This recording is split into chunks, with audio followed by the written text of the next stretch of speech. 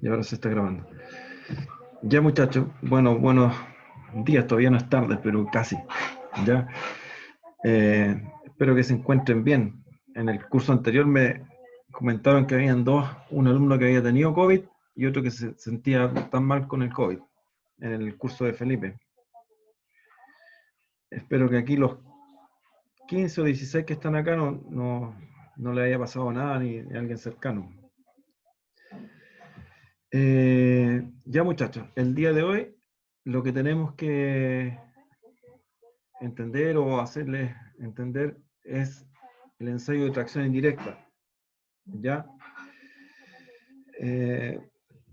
Benjamín, ¿tiene el micrófono? Sí, profesor. Ya. ¿Qué es lo que significa tracción, Benjamín? Hace referencia a tirar de dos puntos de un elemento. Perfecto, no, hasta ahí nomás. Es súper buena la definición. ¿Ya? Entonces, para que les quede se comprenda, ¿ya? Tracción es tirar. Y compresión es el efecto contrario. ¿Ya? Entonces, el ensayo que vamos a ver ahora es un ensayo de compresión, pero en forma indirecta se va a llamar tracción. ¿Ya? ¿Por qué es compresión? Porque vamos a poner la muestra con su mordaza y la vamos a poner dentro de una máquina de compresión. ¿Ya? Después vamos a entregar los análisis de cada uno de ellos. ¿Ya? Entonces, ¿de dónde nace este ensayo de tracción indirecta? ¿Y por qué se llama el ensayo brasilero?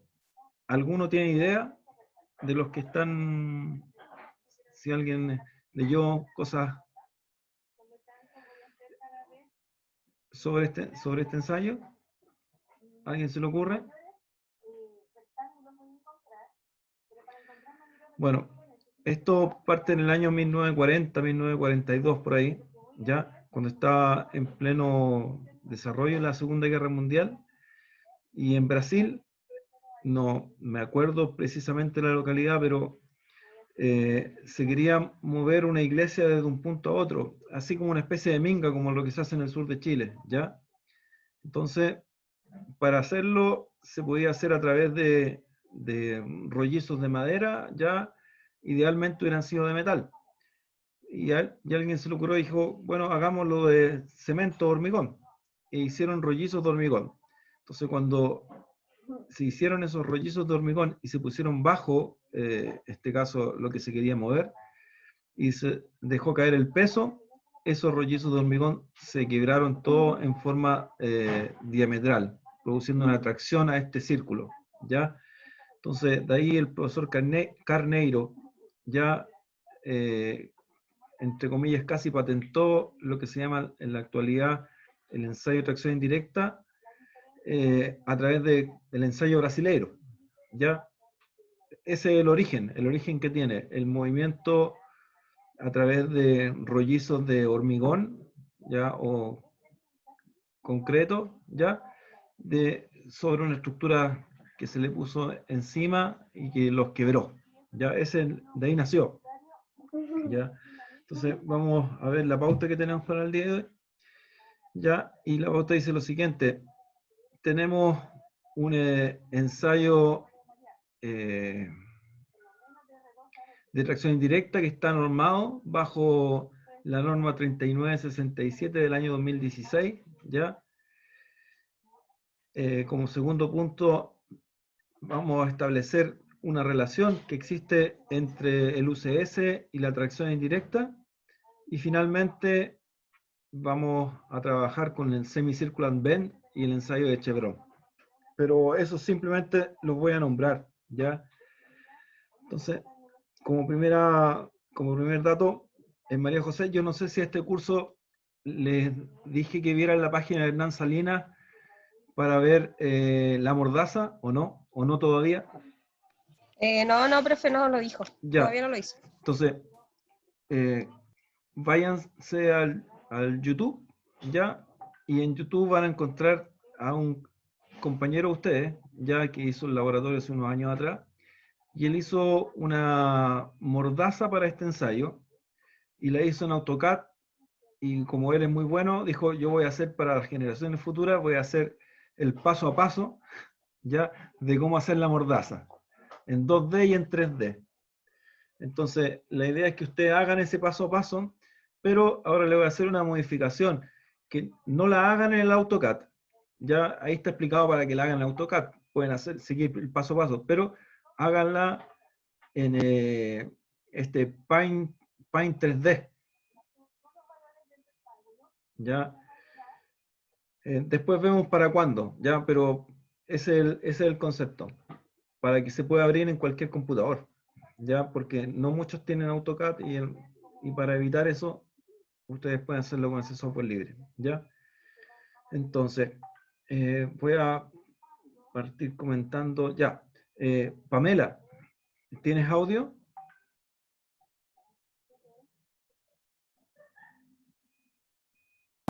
Sí, Ya. La consulta, ¿qué es lo que es un UCS?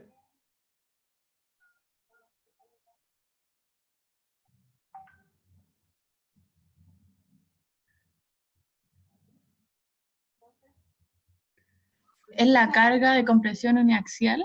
Ya, perfecto. ¿Sobre qué?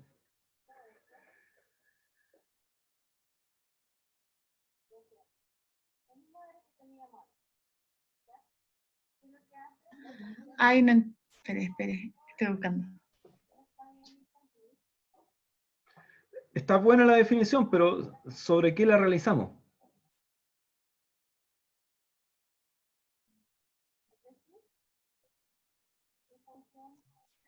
Sobre el método de la tracción indirecta, ¿no?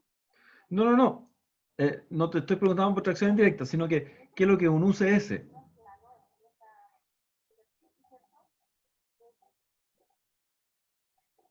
Y tú me dijiste una carga de compresión en Excel. Sí, perfecto, pero ¿sobre qué?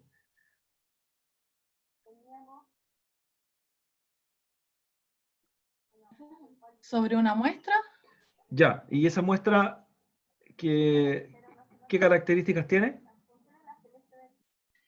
un disco. No te estoy preguntando por la tracción, ¿ya? Bueno, te lo voy a complementar yo la respuesta. Tal como dijo su compañera, es una carga de una compresión uniaxial sobre un cilindro de roca, ¿ya? El UCS es cuando nosotros, en las primeras experiencias, nosotros preparamos un testigo. Esa preparación de testigo al final, que veíamos el paralelismo, la perpendicularidad, la planitud, ¿ya?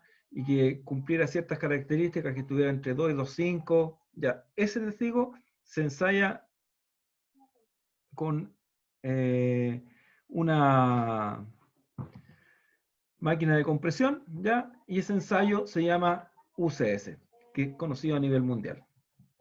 Entonces, en la experiencia anterior, la experiencia 6, ustedes trabajaron y vieron lo que era el PLT y el martillo Smith, ¿ya? Y en ambos casos, ustedes llegaron a obtener una correlación o una relación de ese ensayo con respecto al UCS. Entonces, el UCS, tómenlo así, es el ensayo, es el valor de ensayo más importante que me caracteriza una roca y que nosotros lo usamos para el diseño y la planificación geotécnica, y puede ser para rajo, para subterránea, e inclusive se usa para actividades de molienda, ¿ya? Entonces es un parámetro muy relevante. Entonces, ¿qué es lo que hacemos? Generalmente todos los ensayos lo tratamos de llevar o correlacionar con el UCS, ¿ya? Y este ensayo de tracción indirecta también lo vamos a hacer, ¿ya? Entonces, vamos a partir por lo más básico. La tracción indirecta, tal como lo comentó su compañero, tracción es tirar y compresión es apretar, ¿ya? ¿Qué es lo que hacemos con tracción en minería generalmente? Nosotros traccionamos los cables, ya los cables de fortificación los traccionamos, o traccionamos los pernos, ¿ya? Para el caso del laboratorio, nosotros existe la tracción directa, ya nosotros lo estamos haciendo de forma indirecta. La tracción directa significaría que tengo una prensa que en vez de comprimir, tira, o sea, sus dos extremos se expanden, ¿ya? ¿Y cómo lo haríamos? Tendríamos que ponerle una mordaza a ese testigo en un sector y en otro sector, ¿ya? Donde esa mordaza estaría apretado a la parte superior e inferior y esto lo tiraría, ¿ya? Hasta que la roca colapse, ¿ya? Pero existe, y si ustedes buscan el ensayo de tracción de testigo, lo van a encontrar. Existe una norma de tracción. Yo no estoy seguro si dentro del listado de normas que yo entregué en el curso aparece la norma de tracción. Si no, cuando encuentren la 3967, hay una parte que habla de normas relacionadas, normas ACTM relacionadas con respecto a este ensayo, y aparece escrita la norma de tracción. No tengo el número aquí para decirlo. ¿Se aparece, profe, en la programación la norma de tracción indirecta? No, no tracción indirecta, tracción. Ah, no, ¿Ya? creo que no. O sea, aparece como número, pero no creo que aparezca como para estudio. ¿Ya?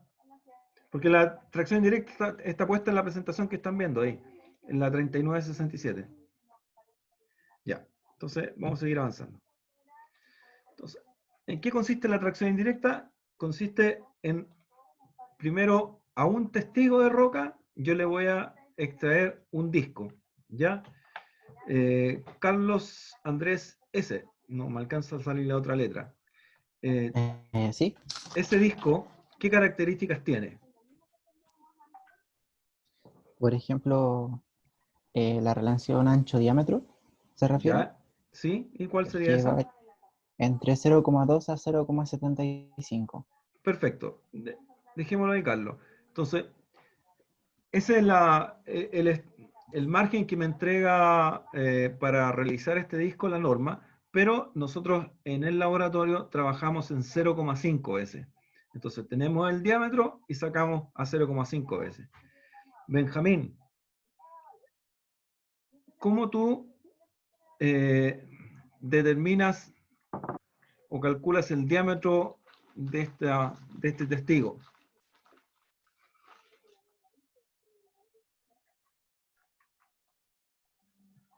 ¿Tienes audio, Benjamín?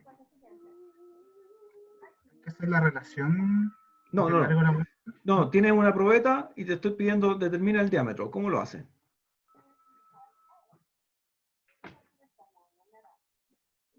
Es fácil. Del, No hay del nada diámetro, oculto ahí. del ¿Cómo diámetro que? hay que medir el lado más largo de la muestra, po. Un promedio de 3 medidas a Correcto. la parte diagonal, o sea, el diámetro del cilindro, no sé cómo Ya, llamarlo. correcto, ya. Ahora, si no tuvieras un pie de metro, ¿cómo lo harías?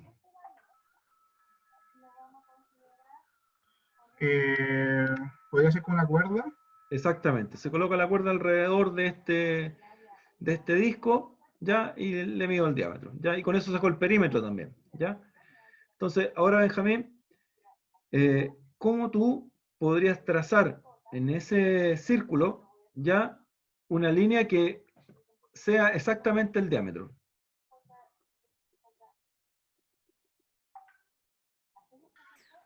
eh, Podría ser una serie de marcas eh, que representen el diámetro y donde se junten las tres, tener un punto de referencia y saber que es exactamente el centro del disco y ahí trazar el diámetro. Ya, eh, mira, en forma fácil, ya, tú colocas ese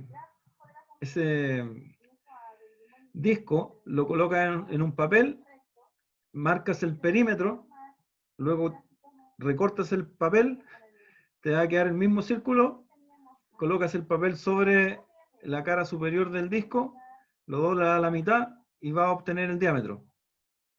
Ah, era mucho más fácil, ya, sí. ¿Ya? Y con eso tú lo trazas, ¿ya? Pero les dejo ahora la tarea para que ustedes, cuando tengan que hacer el informe, lo hagan, y lo marquen, hay una forma exacta de cómo trazar el diámetro a través de 3 cuerdas. Yo no sé si alguien lo sabe aquí, los que están presentes, geométricamente. Se trazan 3 cuerdas y hay una forma geométrica. Bueno, si no lo saben, yo no me acuerdo, ya, pero ustedes lo van a tener que acordarse, se van a tener que acordar. Búsquenlo en internet y lo van a encontrar. Ya, es de la geometría básica que creo que era de cuarto medio. Y yo ya salía de cuarto hace harto rato. Ya. Voy a buscar a otra persona a ver que pueda seguir con las consultas. Ya. Entonces, quedó claro cómo obtener el perímetro y cómo marcar el diámetro. Ya. ¿Y por qué marcar el diámetro? Generalmente, tal como aparece en la figura del lado derecho, es una prensa que va a ejercer una carga desde la parte superior e inferior, ¿ya? Y nosotros vamos a poner este disco con una mordaza al interior de esa prensa. Pero la ruptura de este disco va a ser generalmente en forma vertical, como aparece en la figura A, ¿ya? Y para que nosotros entender mejor ese tipo de ruptura, nosotros trazamos siempre una línea vertical en el sentido como está cargando la prensa, ¿ya? Para ver si se produjo el efecto de tracción o fue u otro efecto que se los voy a explicar un poquito más adelante, ¿ya? Entonces, ahora viene el concepto de la mordaza, ¿ya? Entonces, Bastián, ¿tienes audio? Sí. Sí. Bastián, la prensa, ¿qué es lo que hace? Te ejerce una cierta fuerza, ¿cierto? Sí. ¿Y esa fuerza en qué unidades se mide? ¿En megapascal? No. Lisette, ¿la fuerza en qué unidades se mide? Kilonewton. En kilonewton, ¿ya? Entonces me devuelvo a Bastián ahora, ¿ya? Bastián, ¿cómo calculo los megapascales? Porque megapascal es una unidad de presión.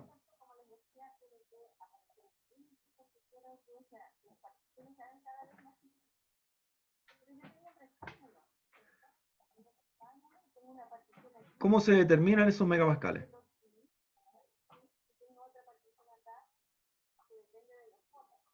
En otras palabras, ¿cómo transformo de una unidad de fuerza a una unidad de presión? Dividiéndola por el área de la cual se ejerce la fuerza. Perfecto. Entonces, fíjate en la figura A que aparece en la presentación. ¿Cuál sería el área que ocurre en ese disco? Como la parte de arriba y abajo del cilindro. ¿Ya? No, Sí, correcto. Como el contorno del cilindro. El contorno, ¿ya? O sea, el área que está en contacto con la mordaza. Porque si tú te fijas, no está todo el cilindro en contacto con la mordaza. Sí. ¿Ya? Entonces, ¿de qué depende el área que está en contacto con la mordaza? Del ángulo de contacto entre la mordaza y el disco. ¿Ya? Sí. Entonces, de ahí es donde nacen los diseños de mordaza. ¿Ya? Según la norma, ya dice que la mordaza debe tener menos de 15 grados, ¿ya? Pero el ángulo de contacto de la mordaza es de 7 grados, 7 o 8 grados, me parece. ¿Ya?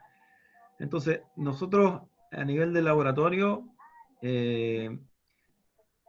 hemos realizado diferentes tipos de ensayos con diferentes tipos de mordaza. Hemos variado desde la original, ¿ya? Hasta una que tiene 30 grados de ángulo de contacto, tanto superior como inferior, con respecto al manto del disco, ¿ya? Entonces, ¿qué ocurre? Que los resultados de los ensayos con diferentes ángulos de contacto me van a variar el resultado final de, llamémoslo así, la tracción indirecta, ¿ya? ¿Y por qué? Porque tengo diferentes áreas de contacto. Y si esto es fuerza sobre área, ya a mayor área debería ser a la misma compresión, mayor área, me va a cambiar la presión y por eso me va a cambiar el resultado de la tracción, ¿ya? Lo que se dice el nombre que es indirecta, ¿ya? Se refiere que yo cargo con presión, pero el resultado, estos dos lados sale hacia un lado, este sale hacia el otro lado en forma opuesta. Por ejemplo, este o este, ¿ya? Ahí les voy a mostrar un video que va a mostrar en forma más clara el resultado. ¿Ya? Vamos a avanzar un poquito. Ya. Me voy a cambiar a don Gabriel. Gabriel, para hacer este ensayo se requieren algunos datos que ya lo hemos conversado. Ya nos dijeron que el espesor tenía que ser entre 0,2 a 0,75, nosotros usamos 0,5. ¿Ya? ¿Qué otras cosas necesarias necesitamos entregar como input a un computador o a esta compresora? Gabriel Cepeda, no sé si hay otro Gabriel. ¿Se escucha? Sí, se escucha. Se debe registrar igual los diámetros, Perfecto. ¿Ya? el espesor igual del disco. Correcto. ¿Ya? También se debería, en la máquina se debería programar a cierto tiempo, que es de 1 a 10 minutos. Ya, no, la máquina no se programa. Tu ensayo debe O durar sea, entre 1 o 10 minutos. eso. ¿Ya? Y cortar los extremos paralelos. Ya, eso es cuando tú preparas el disco, sí, perfecto. Sí. ¿Ya? Pero faltan dos datos que no, aparece uno ahí dentro de lo que de esa lectura, pero hay otro que no aparece y que está en la norma. ¿Ya? ¿Y cuáles son ellos?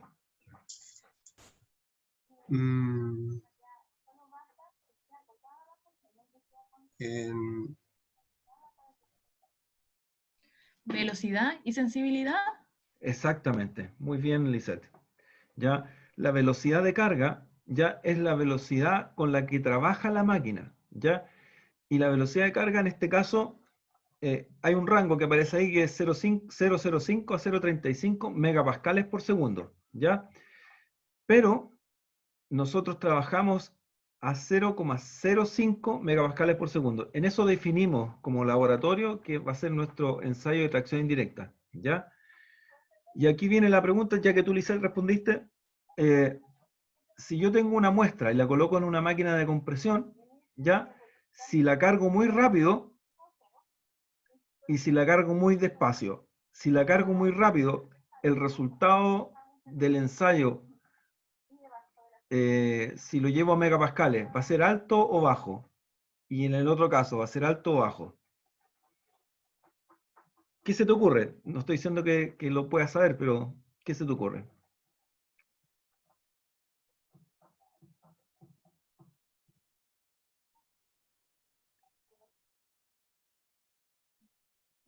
La verdad no entendí muy bien la pregunta. Mira, lo voy a poner como un ejemplo, ¿ya? Tengo un testigo de roca y lo voy a poner dentro de la prensa, ¿ya? Y voy a apretar el botón de empezar. Si la prensa baja rápido, rápido, rápido, ¿ya? Esa roca va a romper, voy a poner un valor, 100 megapascales, ¿ya? Ahora, si yo coloco el mismo testigo de la misma roca, ¿ya? Lo coloco en la misma prensa, pero ahora le voy a decir a la prensa que baje más despacio, que vaya de a poquito, paso a paso, ¿ya? Ese resultado va a ser mayor a esos 100 o menor a esos 100. A mayor velocidad serían mayor los megapascales. ¿Ya? Esa es la respuesta. Bueno, la respuesta es correcta, ¿ya? Entonces, ¿qué es lo que le estoy diciendo? Que si yo quiero romper una roca, ¿ya? Y yo la coloco dentro de una prensa y le coloco una alta velocidad para la ruptura, ¿ya? Los megapascales van a ser mayores. Ahora, ¿por qué en la situación? Ahora coloco la misma roca y la coloco en la misma prensa, pero a una velocidad más lenta, ¿ya? Lo que estoy haciendo es distribuir los esfuerzos o esa energía que se está liberando, o sea, entregando desde la prensa hacia la roca, ya se está distribuyendo en forma pareja. Al distribuirse en forma pareja, lo que está haciendo es tener un comportamiento más real de la resistencia. En cambio, si yo coloco la misma roca y le puse mucha velocidad, ya lo que estoy haciendo es que en un corto periodo de tiempo, ya esa roca va a tender a resistir más, ya que si fuera un largo periodo de tiempo. ¿Ya? Yo no sé si me entendieron el punto. ¿Quedó más claro, Lisette? Sí, Ya. Entonces, cuando ustedes tengan que definir cuáles son las velocidades, primero váyanse a la norma, vean lo que digan y traten de usar el rango menor. ¿Ya? Y esto es como tanteo y error hasta que ustedes encuentran cuál es su valor ideal, ¿ya? Pero, en otras palabras, le estoy diciendo que no haga las cosas rápido, ¿ya? Y eso ocurre también dentro de en el mismo laboratorio. Entonces, tal como lo dijo Lisette, uno era la velocidad de carga y el otro era la sensibilidad. Bastián, a ver, no, ya le pregunté. José Sánchez. Sí. ¿Qué es lo que es la sensibilidad?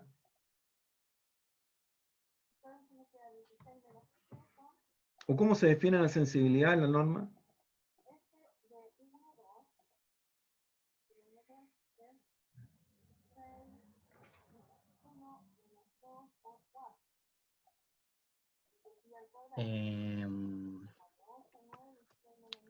Sensibilidad en la calibración.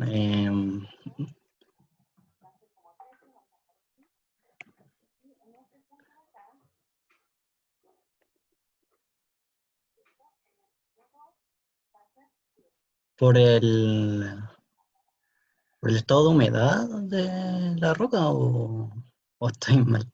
Está inventando. No, eso fue... Ah, Profe, ¿puede ser con la carga que va aumentando a medida que pasa el tiempo la prensa?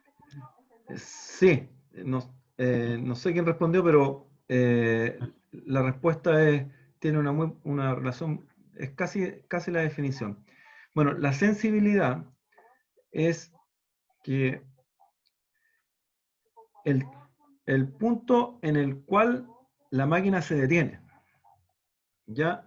¿Y en qué consiste el punto en el cual la máquina se detiene? Hace un delta de carga entre la carga anterior en milisegundos y la posterior, ¿ya? Y les doy un ejemplo. Yo coloco una roca y esta roca se está cargando a esa velocidad de carga, a 0,05 megapascales por segundo, y llega un momento que en la pantalla me dice, voy en 300 megapascales, ¡pum!, y estalla la roca. Entonces la máquina sigue cargando a esa velocidad, pero, ¿qué dice la máquina? Voy en 300 megapascales y de repente se cargó y no tengo dónde cargar, no carga. Entonces hay un delta de carga ya entre los 300 megapascales y cero. Si yo hago el delta, ya quedo con menos 300, ¿ya? Ahora eso llévenlo a kilonewton. No voy a usar los megapascales porque si no se van a confundir. La prensa está entregando kilonewton, y voy en 1000 kilonewton. Y la probeta estalló. Entonces la prensa dice, ¿le sigo incrementando la cantidad de kilonewton a esa velocidad? No puedo. Entonces la prensa automáticamente se detiene. Entonces la sensibilidad para el caso de una tracción indirecta es 0,5 kilonewton. Significa que si la prensa encuentra una diferencia de 0,5 kilonewton entre una carga y la carga siguiente, la prensa se detiene. Significa que la roca se quebró. ¿Ya? Si lo llego a un UCS, la sensibilidad son 10 kilonewton. De 10, 15 a 20 kilonewton. ¿Ya? Entonces, ese es los dos parámetros que uno debe usar al interior de este ensayo, ¿ya? Los dos parámetros intrínsecos de la máquina, que son sensibilidad y velocidad de carga. Entonces, tal como se lo pregunté a un compañero, ya voy a anotar esos dos parámetros que son intrínsecos de la prensa, ya, y los otros dos parámetros que son intrínsecos de la muestra que voy a hacer. En este caso, el diámetro de la muestra y el espesor de la muestra. Y con esos 4 parámetros ya comienzo el ensayo. ¿Se entendió la programación y cómo se realiza el ensayo, no? No cómo se realiza, sino que la programación de la máquina. Sí. Ya. Entonces, acá me voy a devolver a lo que conversamos hace unos minutos acerca de la curvatura, ¿ya? O el tipo de mordaza. Fíjense que acá hay dos fórmulas de calcular el sigma T, que es la tracción indirecta para discos, ¿ya? Y esa fórmula depende si estamos usando mordazas curvas o si son estamos trabajando directamente sobre el plato, ya que tendría un solo punto de contacto, ¿ya? O si estamos trabajando con mordazas de 15 grados o de 20 grados, etc. Entonces ahora les voy a mostrar un video, o sea, dos videos. A ver. Un segundo, vamos a compartir. Compartir acá.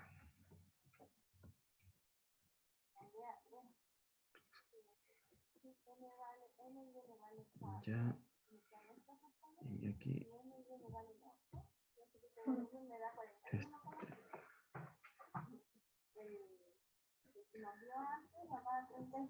¿Están viendo el video, no? Sí, sí, se ve, profe. Ya. ¿Lo escucharon con ruido o sin ruido? Está sin audio.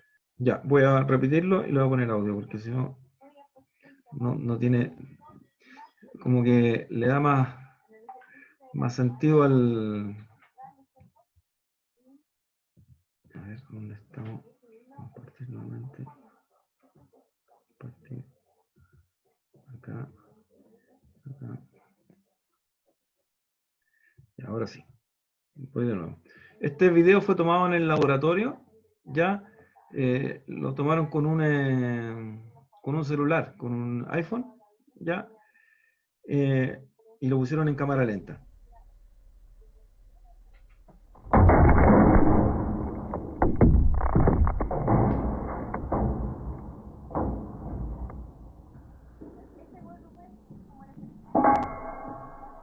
Ya, ahí se escuchó el audio, ¿no?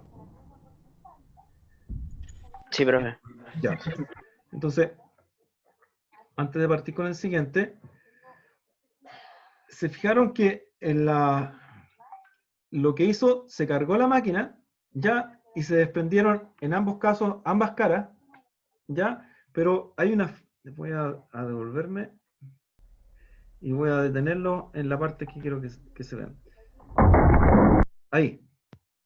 Fíjense cómo se distribuyeron los esfuerzos, ya, y no se partió justo por el medio, sino que se hizo como una especie de semiluna.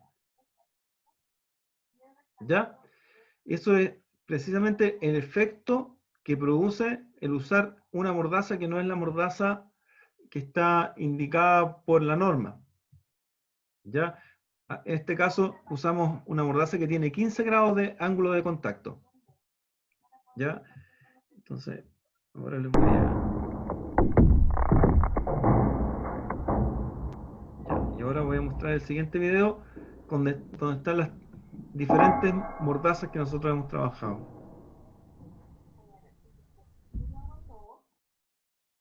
Ya, y lo hacemos correr.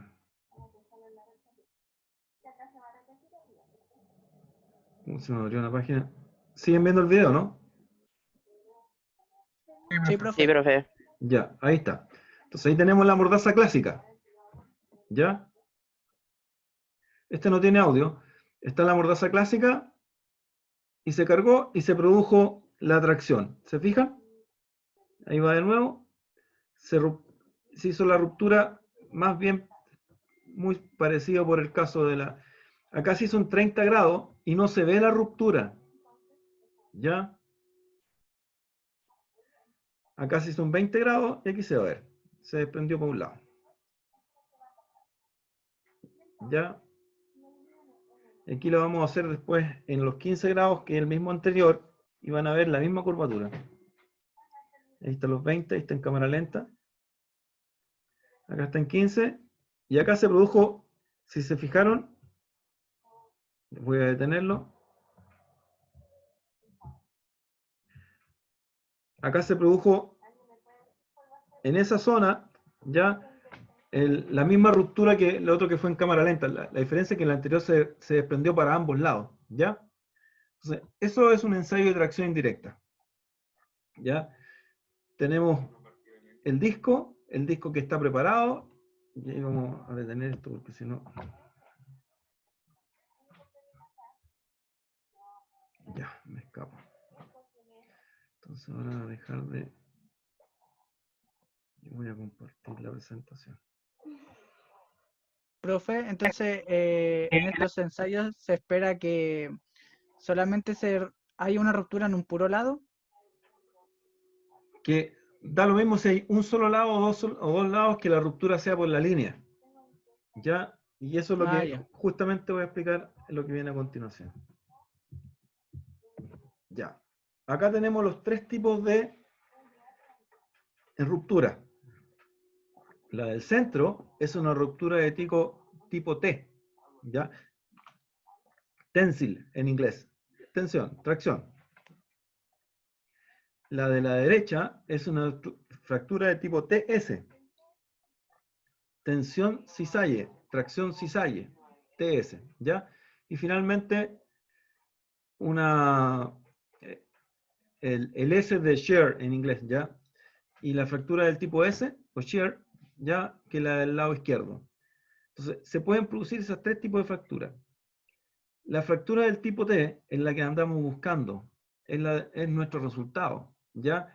Cuando hay un TS, significa tensión cisalle, ese resultado va a ser menor que el del tipo T. Y finalmente la del tipo S es una fractura que tiene el tipo que es con un valor menor ya que una T y que una TS, ¿ya? Y además de eso, uno va a ver que sacó el disco y va a ver claramente un plano de debilidad por el cual se rompió ese disco, ¿ya? Entonces, eso es lo que tenemos que tener claro, es que los resultados numéricos ya también se van a ver reflejados en el tipo de fractura o ruptura que tenga el disco. Me devuelvo porque me salté. ¿Ya? Y aquí estamos, ¿cierto? Entonces depende del ángulo, depende el resultado que uno vaya a obtener, ¿ya? Y eso lo ven por el área involucrada en el ensayo. María José, pídele a Rodrigo Muñoz que te mande el paper, ya, yo no sé si te lo mandó, el paper de la tracción indirecta con las diferentes mordazas. Ya, para que lo tengan tus alumnos antes de que hagan el informe. ¿Ya? Bueno, sí. Ya. Entonces, acá estamos, ¿cómo se llama? Este es el procedimiento, sí, el paso a paso, ya de lo mismo que conversamos, de los valores que nosotros ingresamos al sistema. Y una cosa importante que uno lo ve aquí en la cámara, esa es la secuencia, ¿ya? Es de dónde saco los discos.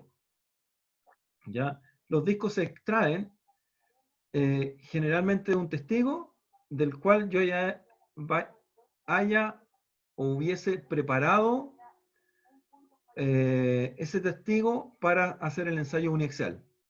Y generalmente la relación es 3:1. O sea, saco un testigo UCS, tengo que sacar 3 discos para hacer tracción indirecta. ¿Ya? Entonces, ese es el concepto. ¿Se entiende? Entonces, si tengo una Sí, campaña profe. una campaña de 100 testigos, necesito 300 tracciones, pero que vengan de la misma zona o el área donde están sacando los testigos, ¿ya? Entonces, ahora, monetariamente, un ensayo UCS simple debe andar alrededor de los 16, 17 mil pesos, ¿ya? Y un ensayo de tracción indirecta debe andar alrededor de los 4.500, o sea, igual es 3 por 1, si se fijan. Entonces, ahora, ¿cómo se relaciona el resultado de lo que yo obtengo en un testigo con respecto al resultado de lo que obtengo yo en un disco? Generalmente la relación es 8 a 12. Me explico. Si el UCS rompió en 100 megapascales, ¿ya? Con su equivalente en kilonewton, generalmente yo sé que el disco debe andar alrededor de los 8 megapascales. De 8 a 10 megapascales, ¿ya? Entonces, toman el valor del disco y una vez que ustedes lo calibran, porque esto se tiene que calibrar, ¿ya? La experiencia dice que entre 8 a 10 a 12 veces el resultado del disco me va a entregar el valor del UCS. Tal como ustedes lo hicieron con la tracción indirecta, perdón, con el PLT, que obtenían, llevaban un valor del ensayo en PLT de una zona, lo convertían a UCS, ¿ya? Nosotros también vamos a hacer esto mismo, y esa tracción, ya después que tengamos la segunda parte, vamos a convertir esas tracciones en UCS, ¿ya? Y acá viene la pregunta y se la vamos a hacer, a ver, random, saquemos a alguien. Hay dos Ignacio. Castillo, Ignacio Castillo. ¿Tiene micrófono? Sí, profesor. Ya. Ignacio, te voy a llevar al concepto de Sudamérica y vámonos al concepto de Chile. Ya, el país Chile como propiamente tal. Ya está. Y te quiero preguntar, el sigma 1, el sigma 2 y el sigma 3, ¿cómo los ubicas? ¿Norte, sur, este, oeste? ¿Cómo están ubicados? Acuérdate que en Chile tenemos largo y angosto. Tenemos cordillera a un lado, en el otro lado tenemos mar, ¿ya? Entonces, sigma 1, ¿cómo es? ¿Norte-sur, este-oeste o en la vertical? Tenemos tres componentes. Acuérdate que un tensor tiene tres componentes. ¿Norte-sur? Sigma 1, norte-sur. ¿Ya? El sigma 3. El este-oeste. ¿Ya? ¿Y el sigma 2?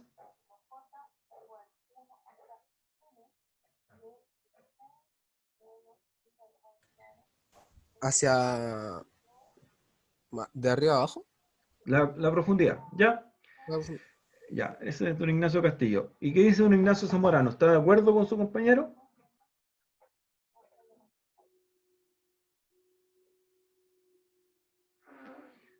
¿Tiene micrófono? Sí, profe. ¿Ya? ¿Y? El sigma 1. No recuerdo mucho la materia, profe, pero si tuviera que apostar por algo, ¿sí? El sigma 1 es mayor y viene del mar hacia la cordillera y como creo que el sí. debería ser de norte a sur. Estamos totalmente de acuerdo. Ya, señor Zamorano tiene la razón. Señor Castillo no tiene la razón. ¿Ya? Acuérdense que acá tenemos un proceso de subducción, ¿ya? Donde la mayor cantidad de esfuerzo se está produciendo este-oeste. O sea, el sigma 1 va este-oeste, ¿ya? El sigma 3 va norte-sur y el sigma 2 es la columna de roca, ¿ya? Entonces, bajo esos conceptos, ya le vamos a preguntar a don Ángelo Galás, ¿ya? hay una figura que está puesta en la presentación. ¿La podrías explicar? Ahí a donde tú ves, hay dos túneles, ¿ya? Que están paralelos. Y está un perfil, un corte en perfil. Ángelo, ¿puedes explicar la lámina? ¿Qué es la distribución de esfuerzos alrededor de la galería? Sí, aquí.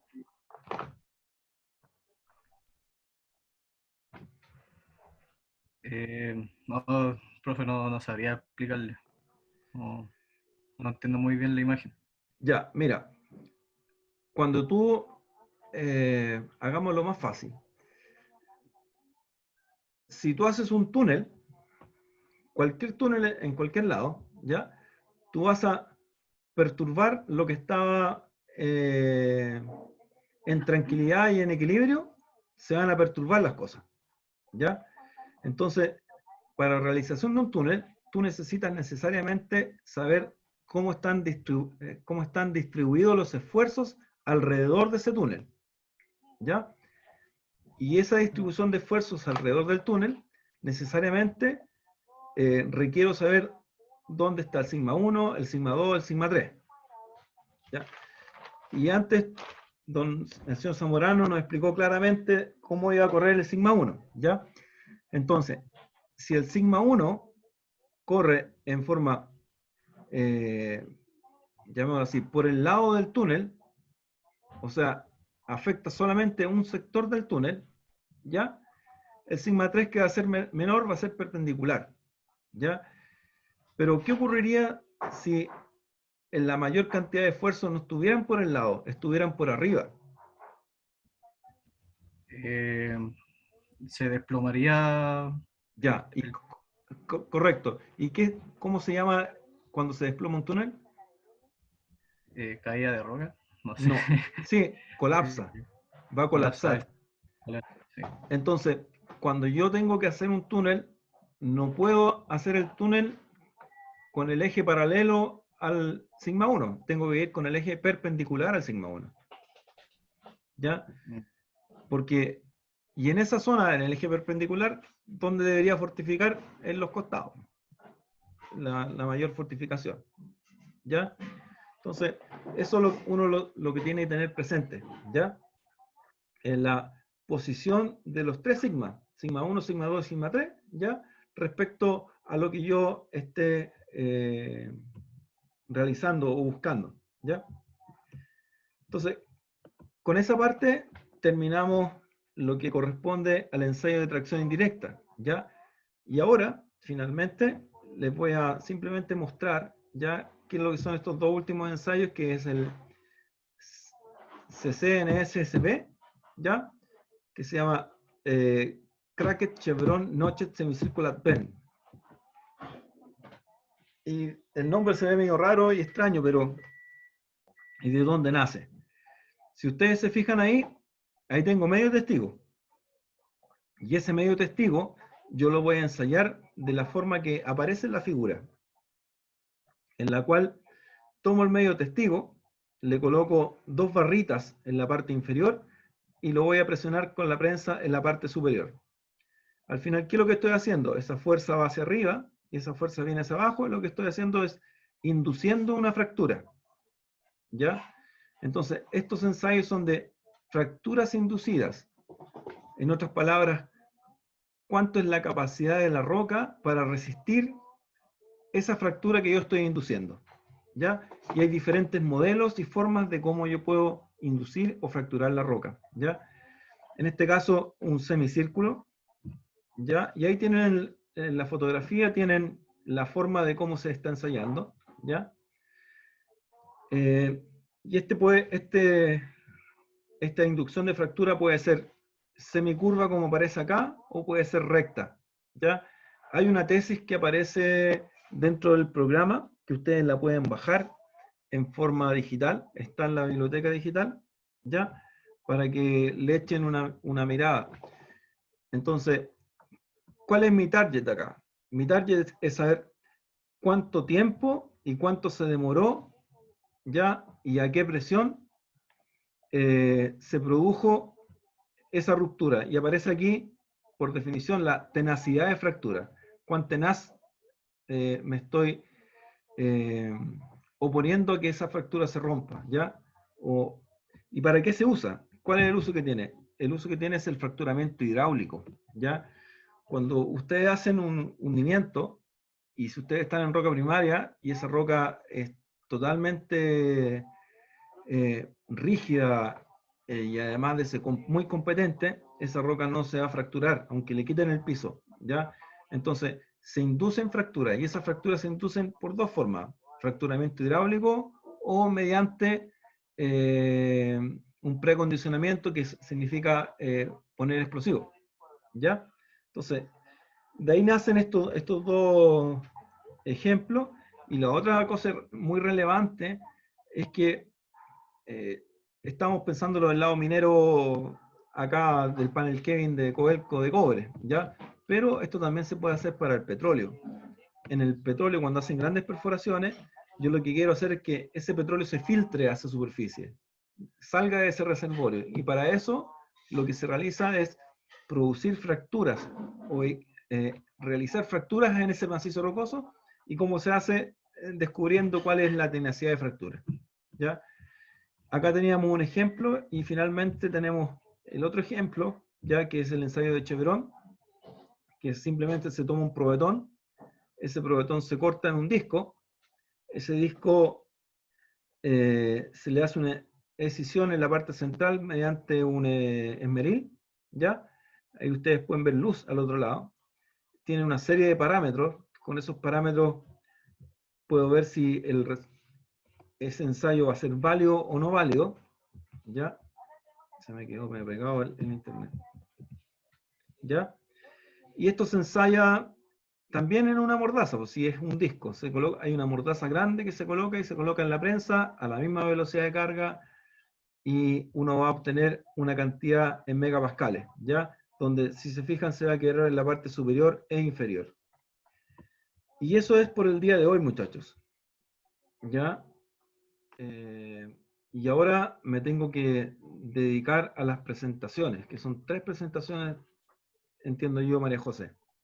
Profe, ¿y las notas del control? Las notas del control, María José las tiene, así que se las puede publicar por el chat. ¿Quién es la primera persona que tiene que disertar? Desde este momento, muchachos, los que se quieren se pueden quedar, los que no están libres, ¿ya? Yo sigo grabando y esto lo voy a subir igual, pero... Profe, yo podría presentar primero. Ya, Ángelo, comparte tu pantalla. Ya, al tiro.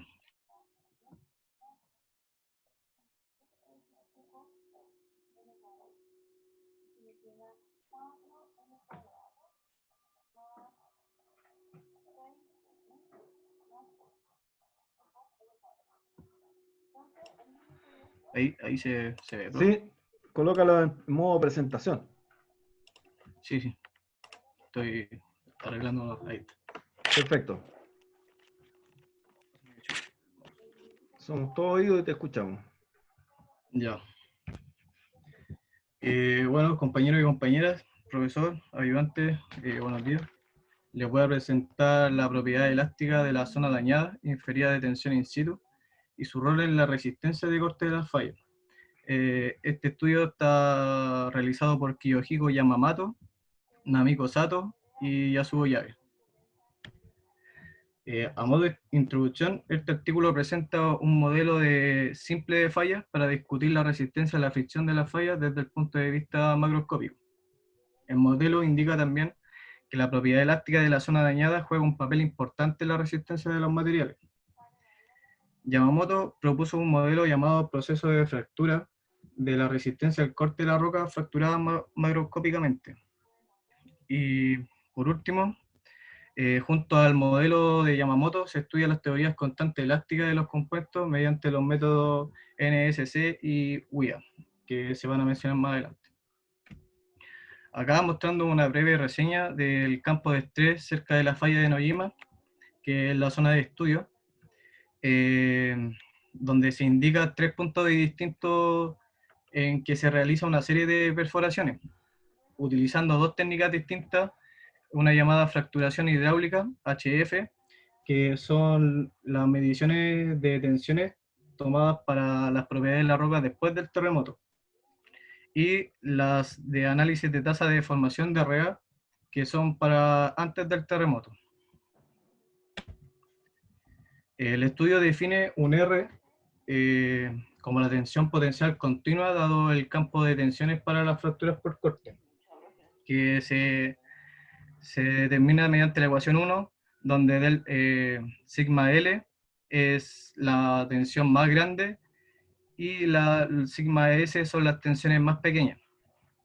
Ahora, si se da que una de las fallas sea paralela al plano de corte máximo en que la roca comienza a romperse, R será igual a RS, que RS es el coeficiente de fricción aparente de la falla. Mirando acá los gráficos, se tiene la relación entre el parámetro de R, de acuerdo a la distancia que existe entre las perforaciones y el eje central de la falla. Y este gráfico relaciona entre el R y la profundidad, donde se concluye que a medida que las perforaciones se encuentren más cercanas al eje central de la falla, los valores de R van a ser muy pequeños, y como se ve acá, que son aproximados de 0,2. Y por otra parte, la profundidad no es de tanta relevancia en el R, ya que, como se ve acá, estos círculos que fueron medidos por la técnica de RA, que son los de antes del terremoto, que están situados casi a la misma profundidad, entre 300 y 500 metros, los círculos negros van a tener un mayor R, sobre los 0,5. Y los círculos blancos tendrán un menor R, que están aproximadamente a 0,2 de parámetro de R. Las direcciones principales de la tensión de compresión que actúa en la zona dañada. ¿Qué se entiende como la zona dañada? Las zonas son los R medidos, que son de pequeños valores, los cuales se localizan en el núcleo de la falla y en sus alrededores más cercanos. El estudio indica un eje de coordenadas para el estudio, donde el eje X1 será de manera ortogonal al plano de falla, el X2 perpendicular a esta y el X3 en dirección a la profundidad.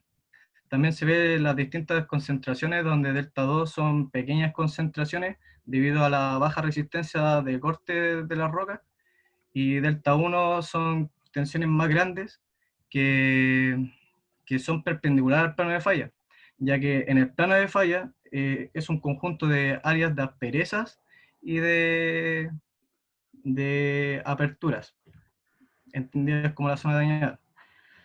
Las asperezas vienen siendo partes que dejan la falla, y estas separan a las zonas dañadas, como se muestra en esta imagen.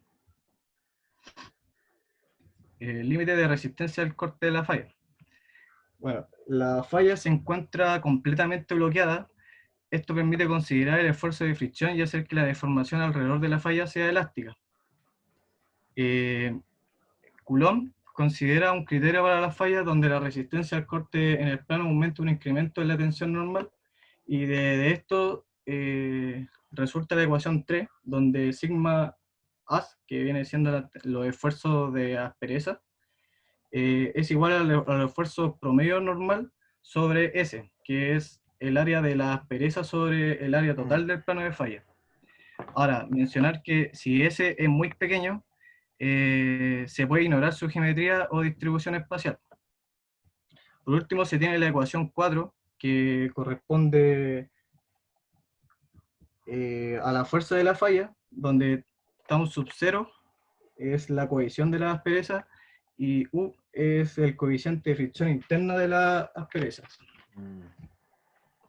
Ya, acá se muestra una roca bajo prueba de carga de compresión triaxial, donde se tiene la muestra, que se ve las microfracturas de esta, y está sometida a distintos esfuerzos, como el esfuerzo de confinamiento y el esfuerzo de carga aplicada.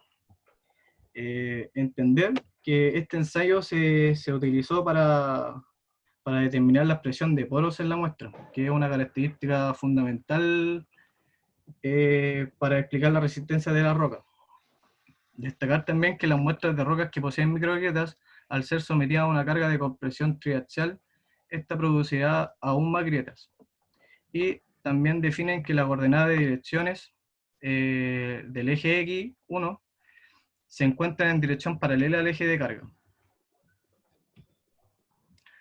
Dicho lo anterior, se formulan ecuaciones como estudio de la relación entre el esfuerzo aplicado y la densidad de la microgrieta en una muestra de prueba.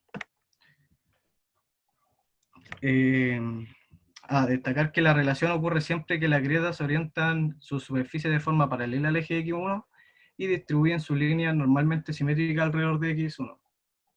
Acá se tiene la ecuación 5, donde C es la densidad de las grietas, definida por la relación entre la porosidad de las grietas y la relación de aspecto de estas.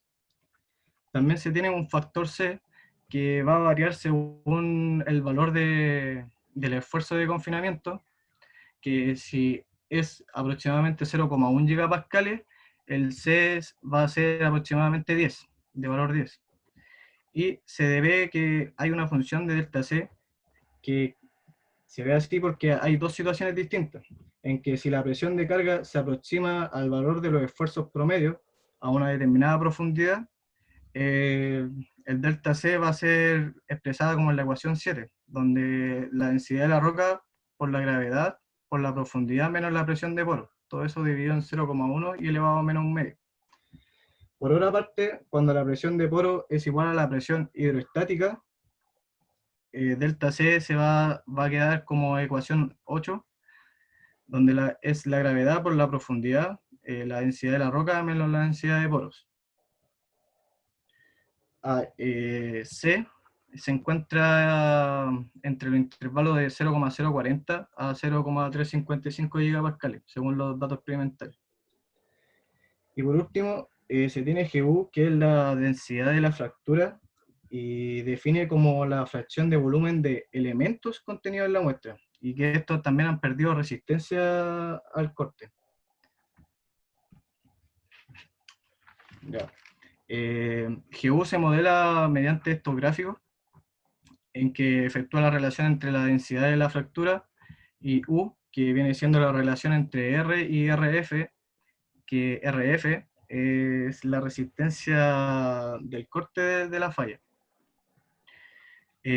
Bueno, acá se ve cómo la aplicación de la carga, cómo se comporta en la muestra, donde en AB se encuentra en buenas condiciones, llegando al punto B, en que la muestra empieza a perder su resistencia máxima, y comienza a fracturarse y a perder su fuerza, como se ve en el trazo BC.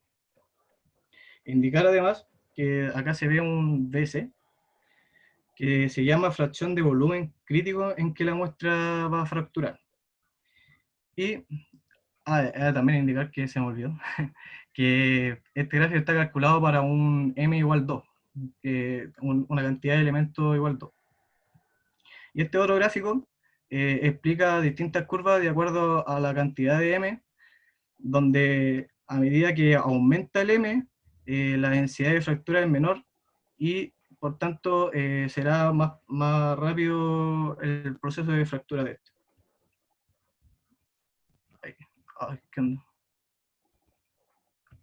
Ahí sí. Método NSC y Weir. Estos métodos que fueron mencionados en la introducción sirven para estimar las constantes elásticas con ayuda de los parámetros de las velocidades de ondas que fueron estimadas por perfiles de reflexión sísmica y por análisis de ondas atrapadas. El método NSC se llama nuevo esquema autoconsistente, y este estudia las constantes elásticas para una propiedad isotrópica de la roca, para más que nada simplificar cálculos, porque naturalmente la roca tiene propiedades anisotrópicas. Y por esta misma característica se utiliza el método de aproximación para inclusiones con interacciones débiles, para abarcar la anisotropía, ya que juega un papel importante en la resistencia de corte en la zona dañada. Se espera que para el método Weir que la rigidez es especialmente pequeña, y además un gran módulo de ion a la tensión en el plano paralelo al plano de falla, provoquen una gran concentración de tensiones de corte, relativa en aspereza en la tensión normal. También destacar que estos métodos se basan en la teoría de Shelby, que indica que las grietas contenidas en la roca se encuentran aisladas unas de otras, y es por esto que la deformación de la zona dañada presuriza el fluido de los poros en la grieta, cuando se encuentra saturada en agua. Por último, el estudio considera que las velocidades de onda de la zona dañada se calculan para las grietas aisladas saturadas en agua y la respuesta elástica al cambio de tensión tectónica para las grietas vacías. Ya, acá se tienen las velocidades de onda sísmica que estima para la falla de Nojima un G igual a 0,8, un R igual a 0,2 para la zona dañada, un M promedio de 5 elementos y una relación de espectro de 10 elevado a la menos 3. También considerar que la densidad de la roca y la densidad de poros como se ve acá. Acá se muestran distintas curvas de acuerdo a distintos R, donde para la zona dañada el 0,2, y también se puede entender que a medida que la profundidad es mayor, la velocidad también lo es, ya que acá tenemos, digamos, 3 kilómetros, y tenemos una relación de velocidad de ondas P del 70%, y llegando acá a los 15 kilómetros, se tiene para las velocidades de onda S. Se me olvidó mencionar que esta relación es de la velocidad de ondas P de la roca en cuestión y la velocidad de ondas P de la roca huésped. Por último, el estudio discute la resistencia de corte de la falla en consideración a las asperezas y como se dijo antes, mediante el parámetro gamma, que es la tasa de concentración del estrés potencial en aspereza para un aumento en estrés potencial tectónico, que resulta de la relación entre la variación de estrés potencial en aspereza y la variación de estrés potencial tectónico. Ahora, si la resistencia al corte de la aspereza es constante, la resistencia al corte de la falla puede ser proporcional a gamma elevado a menos 1, siempre y cuando la fractura de la aspereza signifique lo mismo que la fractura de la falla. Y si S es despreciablemente pequeña, la fuerza elástica de corte promedio en el plano de falla puede ser aproximadamente igual a tau TST, que simboliza tectónico, sobre U12 o 13, que viene siendo la rigidez en las coordenadas que fueron mencionadas anteriormente. Y acá se tiene un gamma prima, que resulta de un análisis de las constantes elásticas, que relaciona la roca huésped con la roca de zona dañada. E simboliza el módulo ion y U la rigidez. Ya.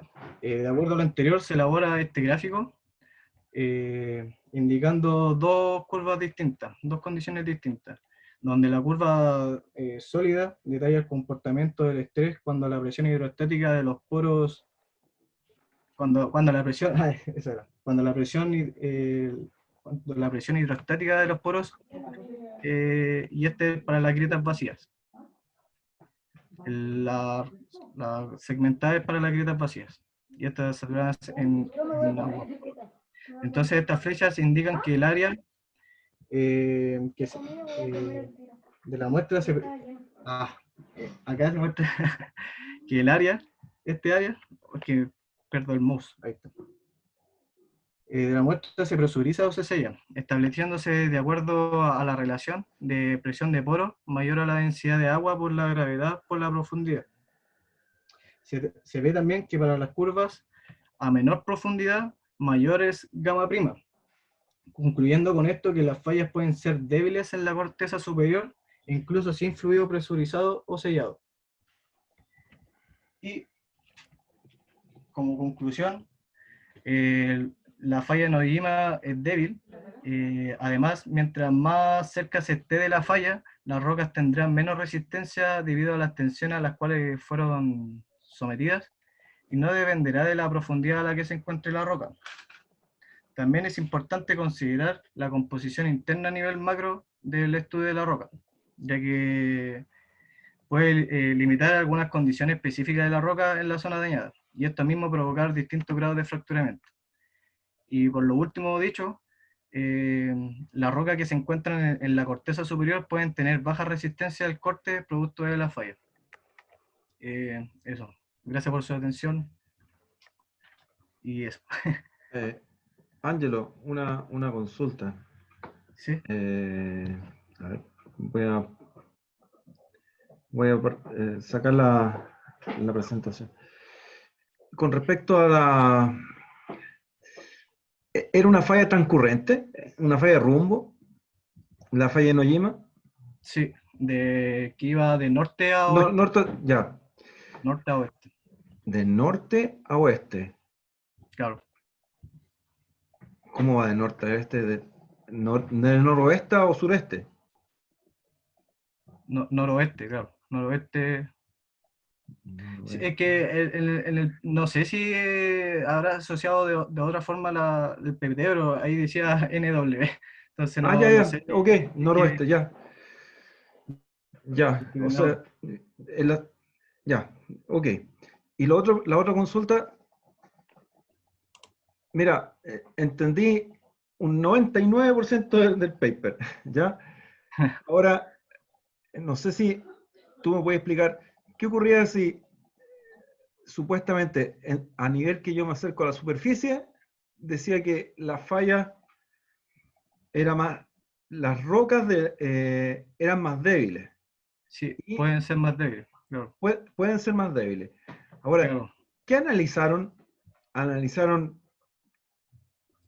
roca del lado sur, del lado norte de la falla, o sea, de un lado o de otro lado de la falla. Claro. Porque hablaron de la aspereza, y la aspereza es entre contacto entre uno y otro. Eso es, sí. ¿Cierto? Sí. Entonces... Lo que pasa es que midieron distintas perforaciones. Yo igual lo midí porque igual es súper larga la investigación. Sí. Entonces hicieron distintas perforaciones, ya sea dentro del núcleo de la falla, como también en la cercanía. Ya, no, ahí me quedó claro. Entonces entraron en el núcleo. ¿Ya? Claro. Entonces Sí. sacaron material. Se hace una relación con eso y con la de la roca Huerto, que ya tienen mejores condiciones. Ya, Ángelo, muy bien. Un 6,4. Ahí María José la nota. Anótalo, por favor, María José. Sí, profe. Sí, 6,4. ¿Quién más le toca? José Sánchez, Esteban Galindo. Esteban, ¿puedes compartir pantalla? Sí.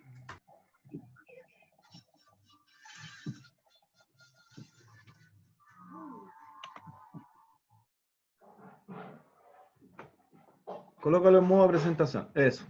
Dale nomás.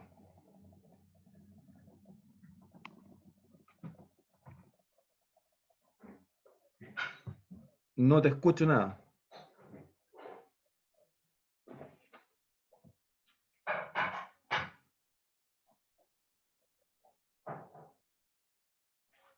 No tengo tu audio. Tiene apagado el micrófono. Ahí sí. ¿O no? Sí, ahí me escucha. Ahora sí, dale. Yeah. Buenas tardes, profesor, ayudante y compañeros. Mi nombre es Esteban Galindo y me toca presentar respecto al paper de medición de tensión de roca in situ a partir de núcleos de roca utilizando el método de emisión acústica y la tasa de deformación. La fecha de publicación de este artículo fue en septiembre de 1999, que fue escrita por Seto, Nag y Butukuri. Fue publicado en Netherlands, fue impreso en Netherlands el año 2000.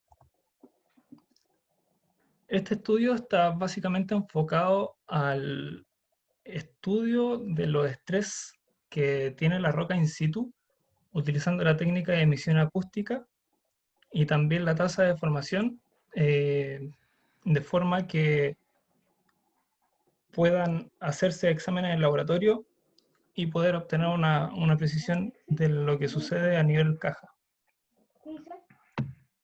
Para este caso, se utilizaron 3 perforaciones verticales y una horizontal.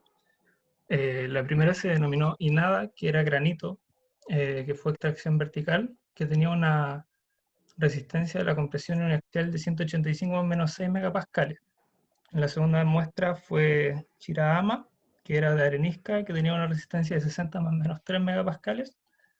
Y venía una muestra de carbón que era proveniente de Australia, que se extrajo de un manto horizontal que estaba situado con planos horizontales. Y la tracción para este se realizó en la misma dirección de los pliegues. Para la preparación de la muestra se buscó tener isotropía, de modo que al repetir la prueba no tuviese alteraciones, como lo sería en un caso anisótropo.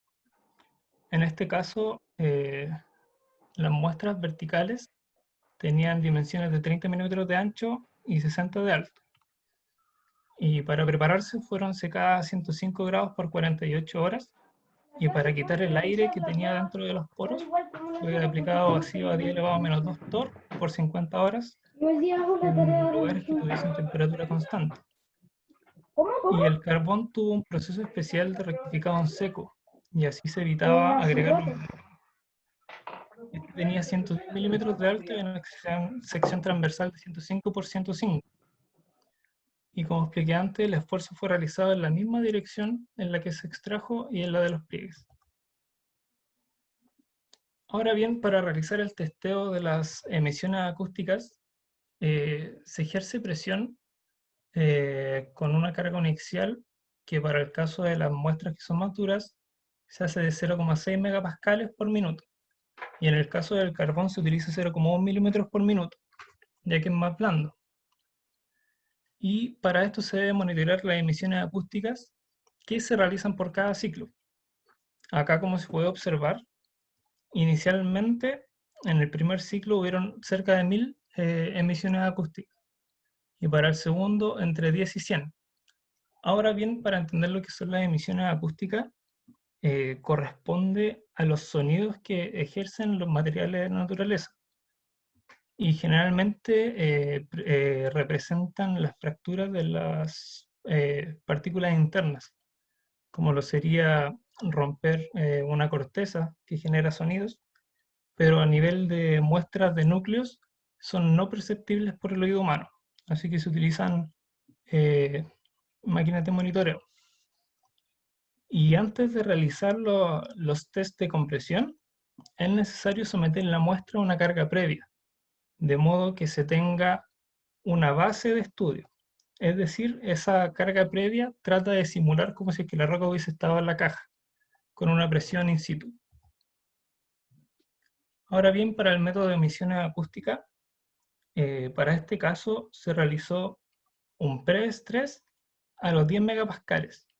Esto quiere decir que las emisiones captadas hasta este punto deberían ser inferiores a las que vienen después, porque al haberse roto ciertos planos internos, al momento de realizar la prueba de nuevo, esos planos ya no van a estar presentes para emitir, para tener emisiones acústicas. Entonces, el objetivo de este ensayo es obtener el lugar donde se dispara la cantidad de emisiones acústicas, de modo que se logre obtener una relación con un gráfico del tiempo estrés y del tiempo con respecto a las emisiones acústicas. Estas dos tienen que llevar la misma línea de tiempo, de modo que en el punto donde se comiencen a disparar las emisiones, donde se supone están todas fracturadas detrás, y en este punto ya no estaba sometido a estrés, entonces de ahí en adelante debería tener mayores emisiones. Entonces la intersección en los 400 segundos hasta la curva del estrés, y da que el estrés estimado que había dentro de la roca era de 5,6 megapascales. Ahora, para este estudio,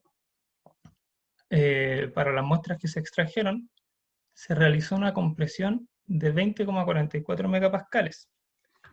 Ahora bien, la muestra debe ser almacenada entre ciertas cantidades de minutos hasta 7 años, de modo de entender la memoria de estrés que posee la muestra. Después de los 7 años, se realizó una prueba de compresión nuevamente y se logra observar que en este punto hay un alza de emisiones acústicas.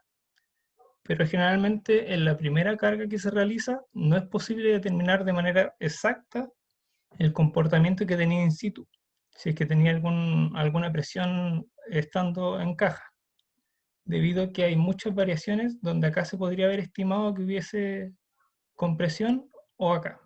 Entonces es necesario repetir esto varias veces en varios ciclos, de modo que se vaya limpiando esta gráfica. Y acá se logra observar dónde está la mayor alteración, y en ese punto se puede decir que estaba la compresión, que calzaba casi en su totalidad con lo que se le había aplicado de forma experimental para suponer que estaba en roca. Esto pasa a ser una parte experimental donde también se aplicó preestrés a 10 elevado, o sea, a 10 megapascales, de modo que las emisiones acústicas de las fracturas internas iba de forma creciente. Entonces, al repetir la carga ejercida, se logra suavizar la curva, de modo que se observa en el punto donde hay alteraciones. Es decir, las fracturas que habían presentes acá ya no emitían emisiones acústicas tan fuertes como lo eran acá. Y se logra observar el punto en el cual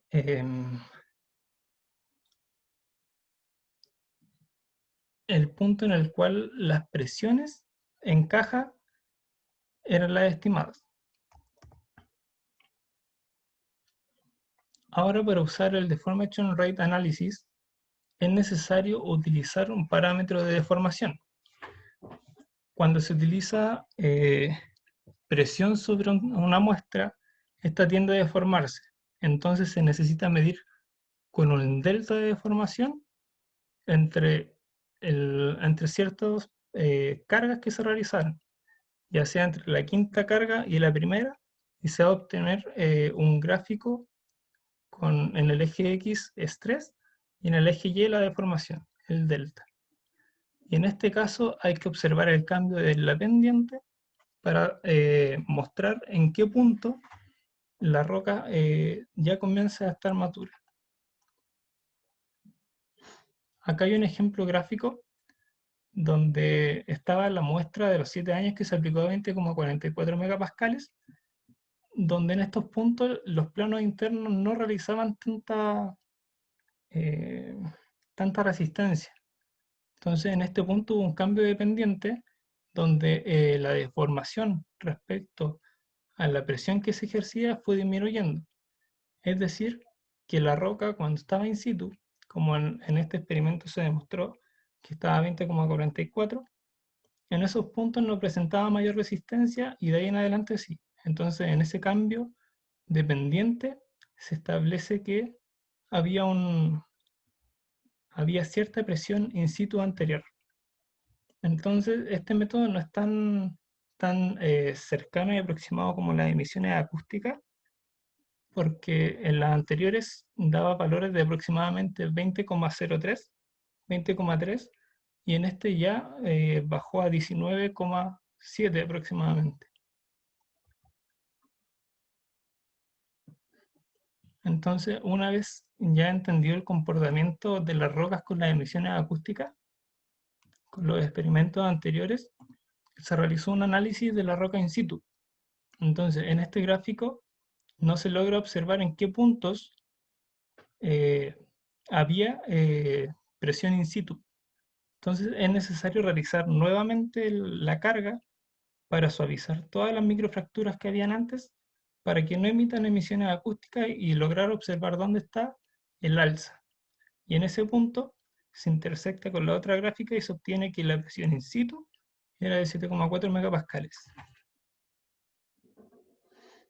Acá se tiene otro muestreo real, donde inicialmente se pudo haber observado que estuviese en los 200 segundos aproximadamente, pero también hubo una baja, y acá volvió a subir. Entonces se realiza la muestra nuevamente, y generalmente se hacen 9-10 ciclos.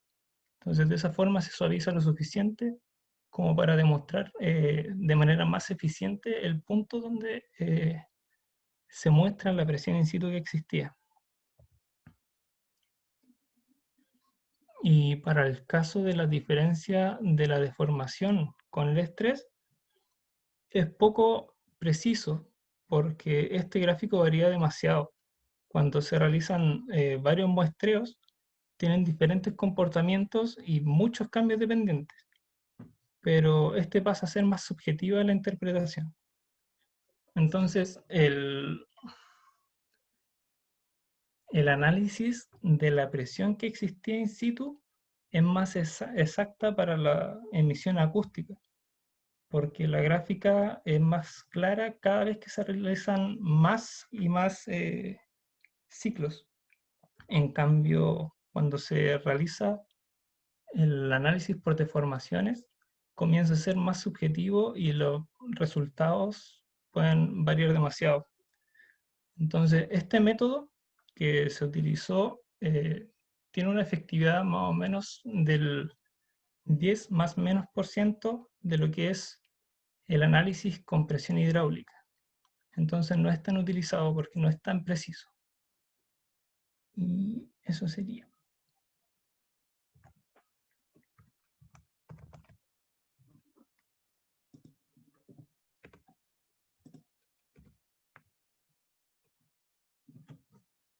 ¿Está muteado, profe? Profe, está muteado. Gracias. La emisión acústica te va a responder a la última carga que tú le hiciste en el cerro y de ahí para arriba te va a empezar a escuchar, ¿cierto? Claro. Y la pregunta es, si yo cargo, por ejemplo, si en el cerro estuviera cargado a 20 megapascales, ¿ya? Ya. Y yo hago una carga en el laboratorio, ya a 25 megapascales, con una precarga de 25. Ya. Lo que voy a hacer es borrar la memoria. Claro, se borra la memoria que había en el 20. Que había en el 20. Va a quedar con la del 25, ¿cierto? Claro. Y ya no me sirve porque no puedo hacer la del cerro. Claro, esa es una falla de precisión que tiene el método. Ya, no, estamos bien. María José, un 6,6. Ya. Queda pendiente don José, ¿cierto? José Sánchez. Sí. José, yo no tengo más tiempo, no puedo tomarte la presentación. Va a tener que quedar sí o sí para la otra semana. Bueno, no hay problema. ¿No hay problema? No se puede. Ya. No. Yo no puedo porque tengo un compromiso a las 2, 10 para las 2, y tengo que almorzar entre medio y no me da el espacio. Muchachos, a más tardar mañana están todos los videos arriba, ¿ya? Para que ustedes los vean, ¿ya? Ya, lo dejamos hasta aquí. María José, ¿le entregaste las notas de los controles?